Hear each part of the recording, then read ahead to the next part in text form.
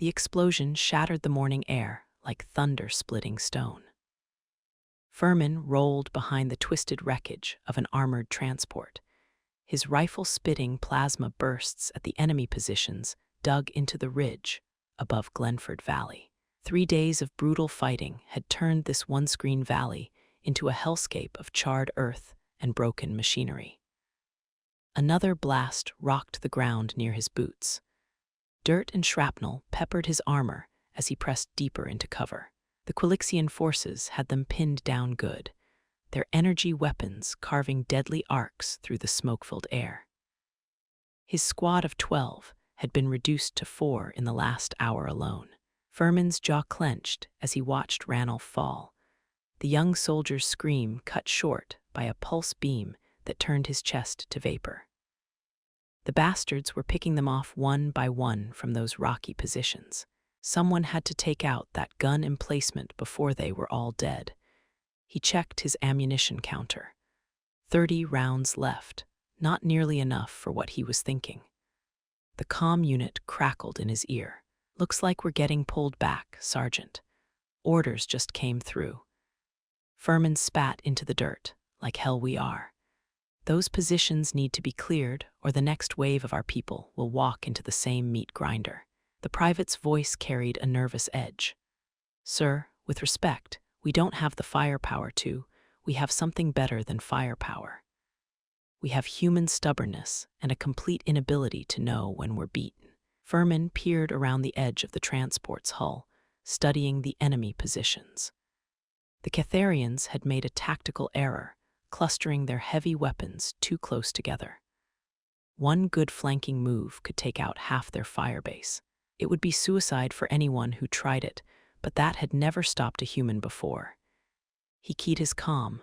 "Cover me. I'm going up that slope." "Sarge, that's crazy. You'll never make it." Firmin was already moving, his powerful frame driving forward in a combat crouch. "Watch me." The first 50 meters were the worst. Energy bolts sizzled past his head, close enough to smell the ozone burn. His boots found purchase on the rocky slope as he bounded from cover to cover, using every boulder and depression to break their sight lines. The Quilixians were good shots, but they hadn't accounted for human speed and agility. A pulse beam caught his left shoulder, spinning him sideways. The armor absorbed most of the impact, but fire shot down his arm. Firmin growled and kept climbing. He had taken worse hits playing rugby back on Earth. The enemy position was 30 meters above him now. Close enough to hear their chittering communications, those insectoid voices that sounded like grinding metal. They thought they had him trapped in the open. They were about to learn why humans had earned the nickname Space Orcs throughout this sector of the galaxy. Firmin pulled the pin from his last plasma grenade and counted to 3. Then he stood up in full view of the gun emplacement and threw the device with all the strength his enhanced musculature could provide. The explosion lit up the mountainside like a small sun. In the ringing silence that followed, Firmin climbed the last 20 meters to the enemy position. 3 Quilixian soldiers lay motionless among the shattered weapons. Their armored carapaces had cracked like eggs under the plasma burst. But something else caught his eye. There, half buried in the rubble near what had been their command post, a metal band gleamed with an inner light that seemed to pulse with its own heartbeat. The ring was unlike anything he had seen before. Its surface held depths that shifted and swirled like liquid starlight, and touching it sent electric current racing up his arm. Firmin lifted the ring from the debris, feeling its weight in his palm. The metal was warm, almost alive, and covered in symbols that hurt to look at directly. Some instinct told him this was not Quilixian technology. This was older, much older. The moment he slipped the ring onto his finger, reality tore apart. Light exploded around him, not the harsh glare of weapons fire, but something deeper and more terrible. The mountains of Glenford Valley twisted and stretched like rubber, the sky fracturing into impossible colors. Firmin felt himself falling through space that had no meaning, tumbling through dimensions that existed beyond human understanding. When the light faded, he stood in a forest that defied every law of physics he knew. Trees stretched impossibly high, their silver bark gleaming like polished metal. The leaves were opalescent, chiming softly in a breeze that carried scents of honey and lightning.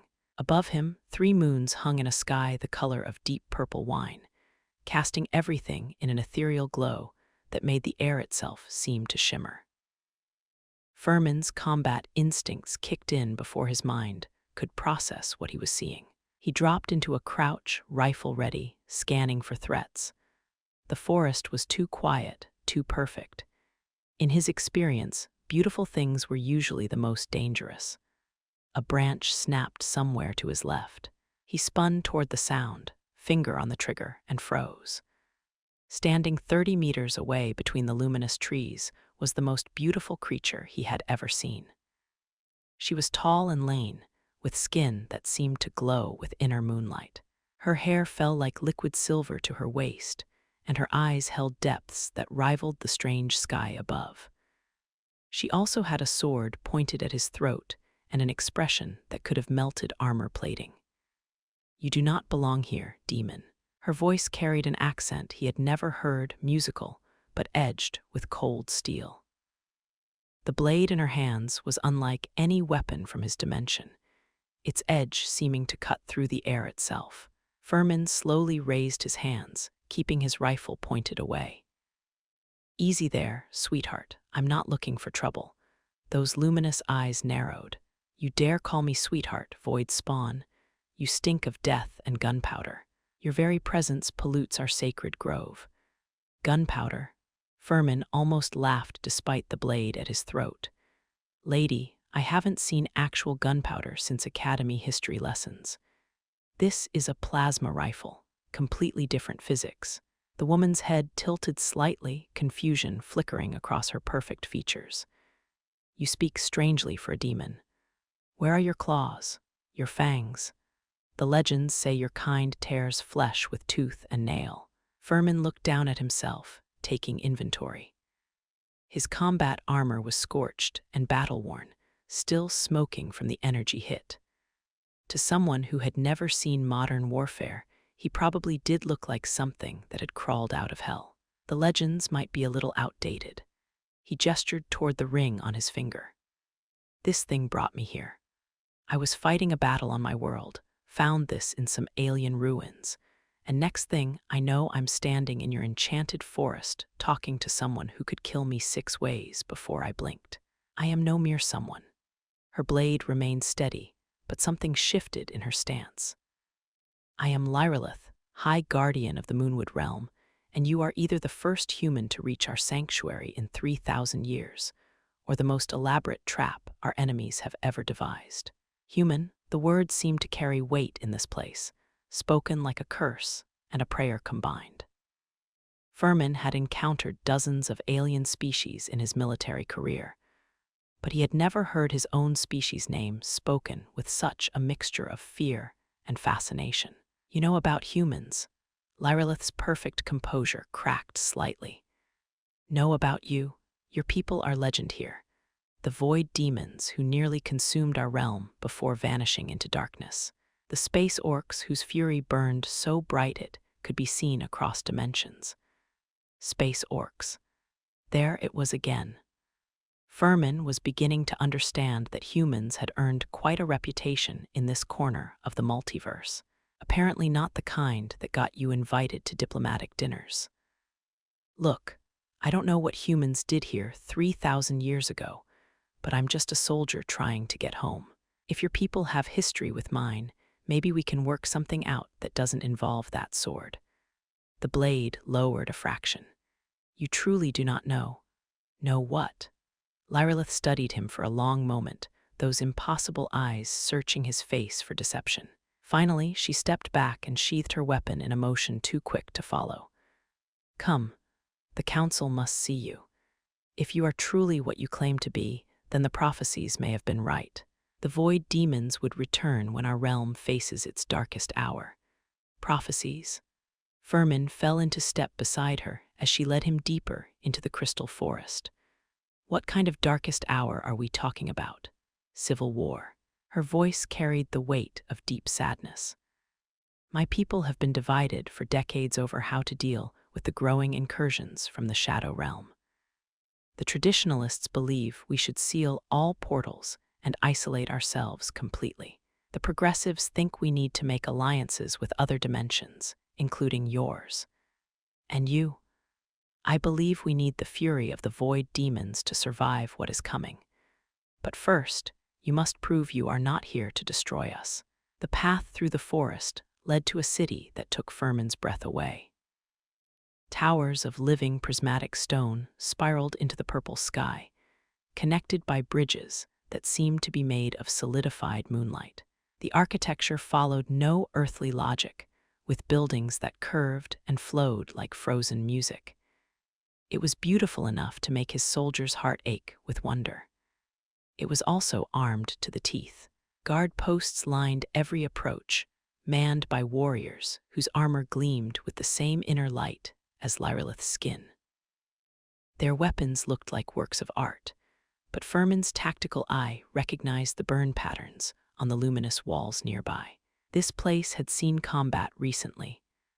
Lyrillith noticed his assessment. The Shadow Court attacked us 3 days ago. They seek to claim the portal chamber for themselves. Portal chamber, the place where your ring was forged. If they control it, they can open doorways to any realm they choose, including yours. Firmin's blood chilled. My world is in the middle of a war. The last thing we need is interdimensional invaders showing up, which is why the Council must decide if you are salvation or damnation. She paused at the base of the central tower. Before we go up, you should know something. The ring you wear was created by the last human to reach our realm. He forged it as a weapon against the Shadow Court before he died defending our people. So I'm wearing a dead man's ring. Firmin looked down at the band of metal that had brought him here. What was his name? Marcus the Relentless, the greatest warrior our realm had ever seen. He taught us that humans are not demons, but something far more dangerous. You are survivors who refuse to accept defeat. The tower's interior was even more impressive than its exterior. They rode in platform made of iridescent air up through the hollow core, passing level after level of chambers filled with elven courtiers and military officials. All of them stopped to stare at Firmin with mixtures of awe and terror. At the top of the tower, massive doors opened into a chamber that hummed with barely contained cosmic forces. The Council of the Moonwood Realm sat in a circle around a pool of liquid starlight that showed images from across the dimensions. Through its swirling depths, Firmin could see flashes of his own war on Glenford, the battle still raging in the valley where he had left his squad behind. 12 figures in robes that seemed cut from the fabric of night itself turned to regard him. Their faces were ageless, beautiful, and harder than the void between stars. These were beings who had lived for millennia and witnessed the rise and fall of civilizations. The oldest among them spoke with a voice like distant thunder, each word carrying the weight of eons. So, the void demon returns to us in our hour of need. How convenient. Lyrillith stepped forward, her hand moving unconsciously toward her weapon. Lord Sareth, he claims to know nothing of our history. His arrival may be the fulfillment of Hammond's prophecy, or it may be the Umbral Court's greatest deception. Lord Sareth's eyes were like chips of winter starlight, ancient and unforgiving. Tell me, human, what do you know of the Ring of Binding? Just that it brought me here, and it belonged to someone called Marcus the Relentless. The council exchanged glances that spoke of secret knowledge and old fears. Veilthorn leaned forward, his voice dropping to barely above a whisper. Marcus forged that ring from the heart of a dying star and bound it with his own life force. It was designed to call forth a champion in our darkest hour. The fact that it chose you suggests either great destiny or terrible catastrophe. Firmin felt the weight of their expectations settling on his shoulders like a lead blanket. I'm just a sergeant. I fight battles and keep my soldiers alive. I'm not anybody's chosen champion. Hammond said the same thing. Lyrillith moved to stand beside his chair. The night before he died, he told me that humans become heroes not because they are chosen, but because they refuse to let others suffer when they have the power to act. The pool of starlight at the center of the chamber suddenly flared brighter. Images swirled within its depths, showing armored figures advancing through dimensional rifts. The umbral court was moving again. They attacked the breach arsenal. Lord Sareth rose from his seat, robes billowing around him like storm clouds. Lord Vyark seeks to open a gateway to the human realm tonight. If he succeeds, both our peoples will fall to shadow and flame. Firmin stood up, checking his rifle's charge level. Then we stop him.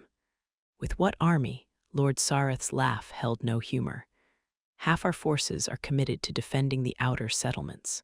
The umbral court has more warriors than we do, and their weapons drink the light from our very souls. Then you need someone who fights dirty. Firmin's grin was sharp as a blade. Good thing you called in a human. The breach arsenal lay at the heart of the radiant city, buried deep beneath layers of protective wards and guardian spells. The ancient chamber was vast, its walls covered in symbols that hurt to look at directly.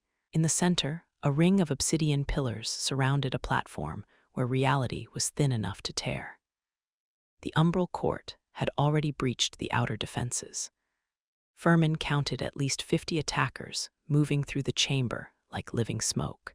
Their armor was black as the void between stars, and their weapons seemed to absorb light rather than reflect it. At their head stalked a figure whose very presence made the air cold. Lord Vyark was beautiful in the way that predators are beautiful. His face could have been carved from pale marble, and his eyes held the depth of endless night.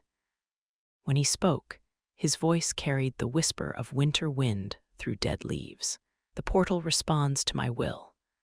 Soon, I shall lead my armies into the realm of the void demons and claim their technology for my own.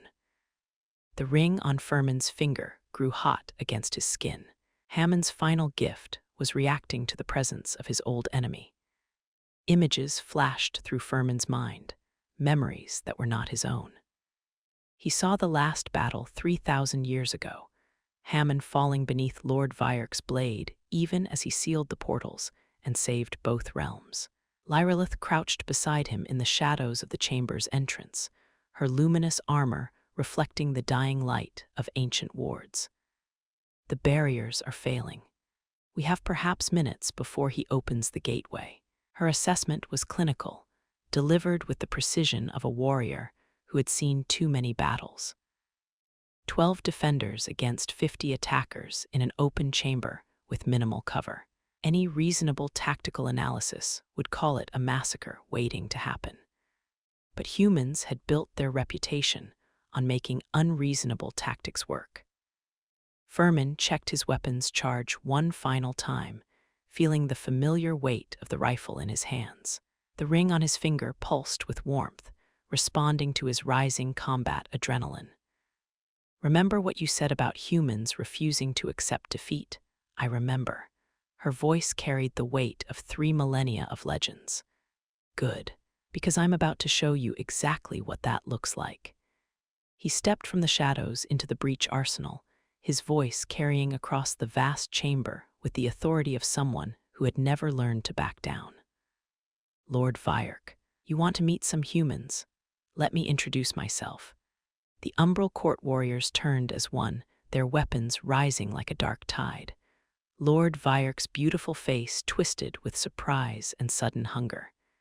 Impossible. The void demons are extinct. Sorry to disappoint you. Firmin's rifle whined as it charged to full power. We're a lot harder to kill than people think. The first pulse beam lit up the chamber like a miniature sun. Umbral court armor might absorb light, but concentrated plasma burned through it like paper. 3 warriors fell before they knew what hit them. Then all hell broke loose. Firmin rolled left as return fire scorched the air where he had been standing. The ring on his finger was burning now, filling him with strength and speed that no human body should possess. Hammond's gift was awakening, turning him into the weapon this realm needed. Energy bolts sizzled past his head as he sprinted for the nearest pillar. The obsidian stone was harder than diamond, providing perfect cover as he lined up his next shot. 2 more umbral court warriors went down, their death screams echoing off the chamber walls. But 50 against 1 were still impossible odds. That was when Lyrillith entered the battle like a force of nature. She moved faster than thought, her prismatic sword carving through enemy ranks like lightning through darkness. Where Firmin fought with the brutal efficiency of human warfare, she was pure, deadly grace. The umbral court had prepared for the return of the void demons, but they had forgotten how dangerous the elven people could be when properly motivated. Together, they carved a path through the enemy forces toward the portal platform. Firmin's rifle spat death, while Lyrillith's blade sang its deadly song. The ring on his finger grew hotter with each enemy that fell, Hammond's power flowing through him like liquid fire. Lord Vyark watched their advance with growing fury. Enough. I will not be denied by a dead man's ghost and a faithless guardian. He raised a weapon that seemed to be carved from crystallized night itself. Dark energy lanced out, striking the chamber wall beside Firmin's head. The luminous stone exploded in a shower of razor fragments that would have shredded human flesh. Firmin barely felt the cuts. The ring was protecting him, making him something more than merely human, but it was also burning through his life force with every moment. He could feel Hammond's warning echoing in his mind. The power was finite. When it ran out, he would die as Hammond had died. The portal platform was 20 meters away. Lord Vyark stood directly in their path, his blade crackling with dark energy that made the air itself recoil. Behind him, the obsidian pillars were beginning to glow. The portal was almost ready. We can't reach him in time. Lyrillith's voice carried desperation. Once the gateway opens, nothing will stop his armies from pouring through. Watch me. Firmin dropped his rifle and drew the combat knife from his boot. 20 meters of open ground against a warrior who had lived for millennia. It should have been suicide. But humans had a gift for turning suicide into victory. He sprinted straight at Lord Vyark, not trying to dodge the dark energy that lashed out like whips of shadow. The ring's power turned his skin to living armor, absorbing the attacks that should have killed him instantly. Lord Vyark's perfect face showed surprise, then respect, then fear. The ancient lord's blade met Firmin's knife in a clash that shook the chamber foundations. Dark energy met Hammond's burning gift in an explosion of light and shadow. They stood locked together for a moment that lasted eternity, 2 forces that could not coexist in the same universe. Then Firmin smiled and did something that no warrior in this realm would ever expect. He headbutted Lord Vyark in the face. The umbral lord staggered backward, his perfect features ruined by very human blood. In that moment of shock, Firmin's knife found the gap between armor plates and slid home with surgical precision. Lord Vyark looked down at the blade protruding from his chest with something approaching admiration. You fight like the old stories say the void demons fought, without honor, without mercy, with nothing but the will to survive. That's humanity for you. Firmin twisted the knife. We're too stupid to know when we're beaten. The umbral lord's death sent waves of disruption through the breach arsenal. His followers scattered like smoke, their binding to his will broken by the blade in his heart. The obsidian pillars flickered and went dark as the portal energies collapsed safely inward. But the ring on Firmin's finger was dying with its power spent. He collapsed beside Lord Vyark's body, feeling Hammond's gift fading from his veins like ebbing tide. The borrowed strength that had made him more than human was leaving, taking with it any hope of survival. He had maybe minutes before his heart stopped entirely. Lyrlith knelt beside him, her perfect face streaked with tears like liquid starlight. The ring was never meant to be used twice. Hammond designed it to burn out after a single battle. Figures. Firmin's voice was getting weaker, but he managed a grin. Good thing it chose someone expendable. Her hand found his, surprisingly warm despite the chill spreading through his body. You are not expendable. You just saved both our peoples. Just doing my job. Keep my people safe, will you? They're going to wonder what happened to their favorite space orc. The council has already voted. We will watch over your realm as Hammond watched over ours. The portal will be sealed, but not forgotten. Good. That's good. The radiant chamber was fading around the edges of his vision. Darkness crept in like a gentle tide, promising rest after the longest battle of his life. But just before the void claimed him, Firmin felt something impossible. The radiant chamber was fading around the edges of his vision. Darkness crept in like a gentle tide, promising rest after the longest battle of his life. But just before the void claimed him, Firmin felt something impossible. The ring grew warm again, not with Hammond's power, but with something new, something that belonged to him alone. The metal band shifted and changed, adapting to his life force instead of replacing it. The dying magic found new paths through his enhanced soldier's physiology, binding with the genetic modifications that made him faster and stronger than baseline humanity. The ring wasn't ending his life. It was beginning a new one. Firmin's eyes snapped open, meeting Lyrlith's startled gaze. The wound in his chest was healing, the burned-out exhaustion replaced by strength that felt sustainable, permanent. The ring chose you not to die as Hammond did, but to live as he could not. Her voice carried wonder and something deeper. The prophecy spoke of a bridge between realms, a guardian who belonged to both worlds. Firmin sat up slowly, testing his renewed strength. He felt different, still human, but connected to this realm in ways that defied explanation. The ring had bound him to the Moonwood as surely as it had once bound Hammond. So I'm stuck here? Lyrlith's smile was radiant, not stuck. Chosen. The portal may be sealed, but there are other paths between worlds for those who know how to find them. She helped him to his feet, her hand lingering in his longer than strictly necessary. Around them, the radiant chamber hummed with new harmonies as the ancient magic settled into its changed configuration. Your people will think you died in the explosion on Glenford. Lyrlith's voice was soft. You can return to them if you choose. The ring will open ways between realms that only you can travel, or I could stay, help you rebuild. Make sure the umbral court doesn't rise again. Her luminous eyes held depths he was only beginning to understand. The choice is yours, Guardian, but know that you will always have a place here, a purpose, and perhaps. She didn't finish the sentence, but the way she said it made his heart race in patterns that had nothing to do with combat adrenaline. Firmin looked around the ancient chamber, thinking of the radiant city above and the people who would need protecting. He thought of his war on Glenford, likely ended now that the Quilixians had lost their mysterious weapon cache. He thought of a lifetime of battles fought for causes that never seemed to end, and the possibility of fighting for something that actually mattered, for someone who mattered.